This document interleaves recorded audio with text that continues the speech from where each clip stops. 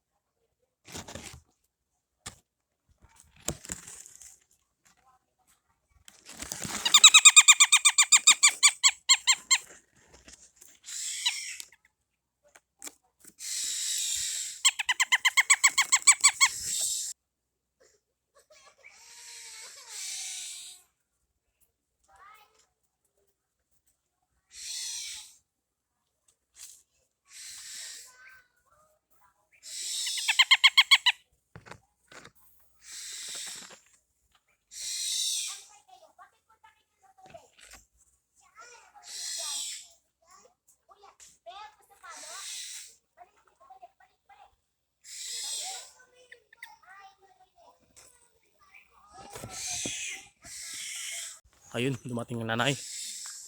Dumating yung nanay nila.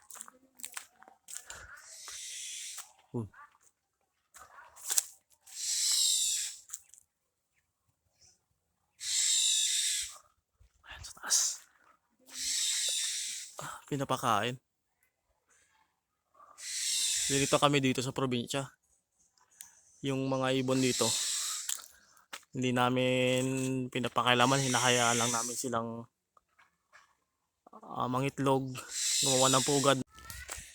Ayun na mga idol. Ayan. Na kita na natin yung ibong kilyawan. Yan ang anak ko, pamangkin ko. Mag-hello ka. Hello. Hello daw. Hello. Ayan. Ayan na natin sila doon. Ayan sila. Yung nanay, pabalik-balik na. Napakarami sila. Malaya sila dito sa probinsya namin. Sa katunayan, pangatlong pugad na nila yan. Yung pugad na yan. Ayan o.